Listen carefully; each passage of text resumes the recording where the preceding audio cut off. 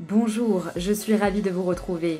Aujourd'hui, nous allons aborder le sujet de la tendinite et ce que vous pouvez faire pour soulager vos douleurs et pour les prévenir.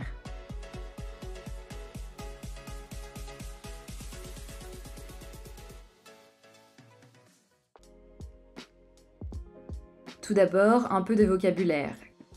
Qu'est-ce qu'une gaine tendineuse? Et quel est son rôle?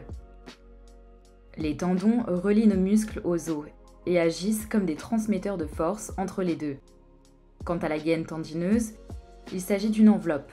Imaginez-la entourant le tendon. Entre cette gaine et le tendon, cette enveloppe est remplie d'un liquide synovial qui vise à protéger le tendon, notamment là où les contraintes sont importantes, comme à l'épaule, au coude, au poignet, au genou ou encore à la cheville.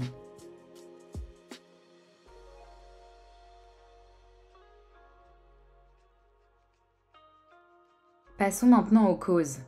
Quelles sont les causes d'une tendinite? Le terme de forte sollicitation ou simplement de surcharge domine.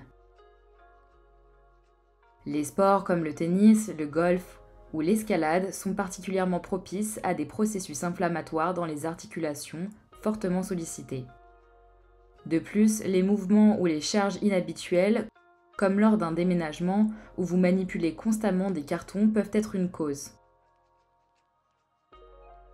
Une autre raison peut être des muscles faibles dans la zone concernée, ou des tendons peu flexibles. Il ne faut pas oublier non plus les postes de travail non ergonomiques où des tâches monotones sont répétées, exerçant ainsi une forte pression sur l'articulation et le tendon. Il ne faut pas non plus oublier certaines professions où les tendinites peuvent être courantes, comme les musiciens, les jardiniers, les masseurs et, comme vous l'avez entendu, les employés de bureau. Comme vous l'avez entendu, une tendinite peut survenir dans toutes les articulations de votre corps, mais les poignets sont particulièrement touchés chez les employés de bureau.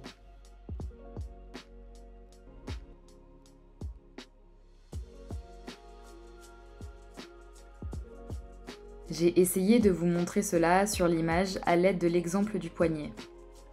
Vous voyez donc en haut le poignet dans une position non ergonomique et en dessous une position ergonomique, c'est-à-dire dans une posture plus neutre. Une utilisation prolongée de la souris d'ordinateur ou de la saisie sur le clavier dans une position défavorable, comme vous pouvez le voir ci-dessous, peut entraîner une friction excessive du tendon sur la face interne de la gaine du tendon. Cela peut provoquer des irritations et des petites blessures dans cette zone. Des petites blessures sont également appelées microtraumatismes, et elles peuvent, à leur tour, favoriser l'apparition d'une tendinite et causer ces fortes douleurs. J'ai maintenant 6 conseils simples pour vous sur comment maîtriser la douleur d'une tendinite et comment prévenir une inflammation à l'avenir.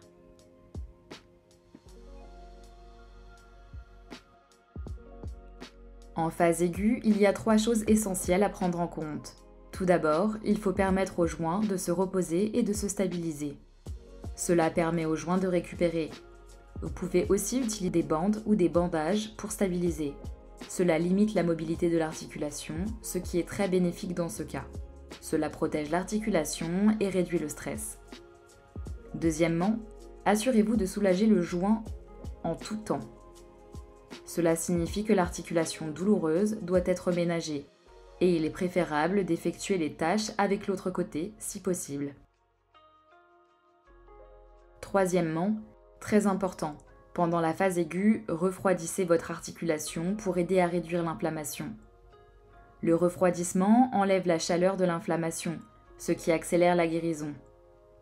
Donc, je recommande ces 3 étapes lorsqu'il s'agit de la phase aiguë, c'est-à-dire lorsque vous souffrez déjà d'une inflammation. Pour la prévention, si vous travaillez au bureau, adaptez votre espace de travail.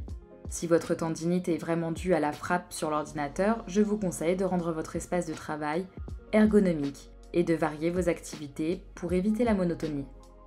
Conseil numéro 2 pour la prévention, ou 5e au total. Prenez des pauses régulières.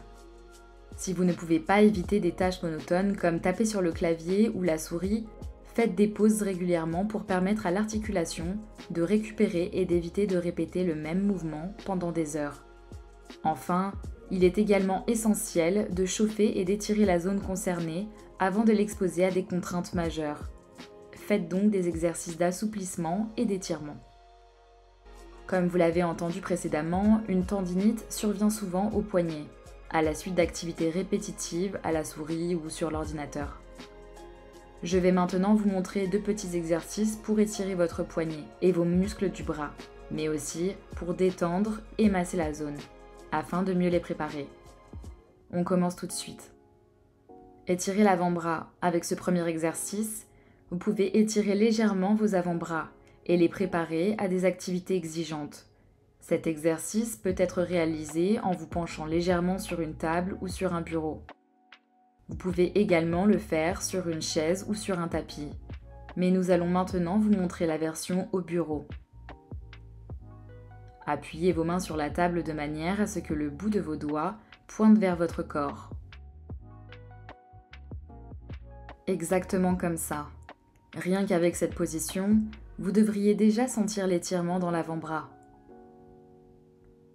C'est vous qui contrôlez l'intensité en vous penchant un peu vers l'avant. Vous sentirez ainsi à quel moment l'étirement est le plus intense et comment vous pouvez le maintenir confortablement. Gardez cette position quelques secondes. Travaillez vraiment cet étirement.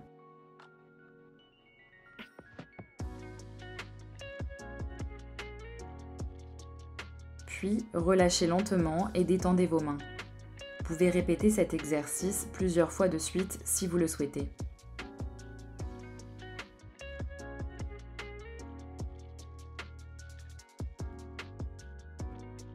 Massage des fascias.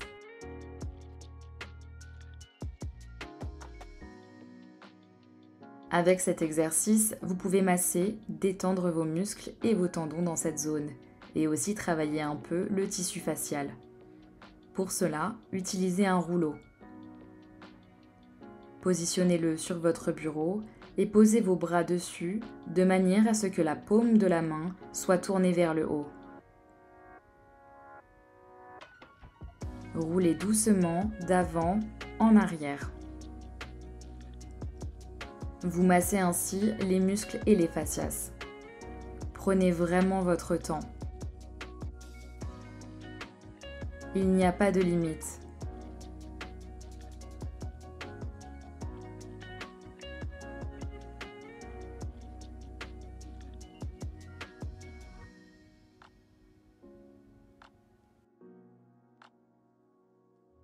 Vous pouvez aussi positionner le bras sur le côté ou le retourner pour le masser complètement. Je vais vous montrer un autre exercice. Posez le rouleau devant vous. Le bras est placé sur le rouleau de sorte à ce que la paume de la main soit tournée vers le bas. Vous pouvez tenir légèrement votre poignet et effectuer le mouvement très lentement. C'est un exercice très agréable.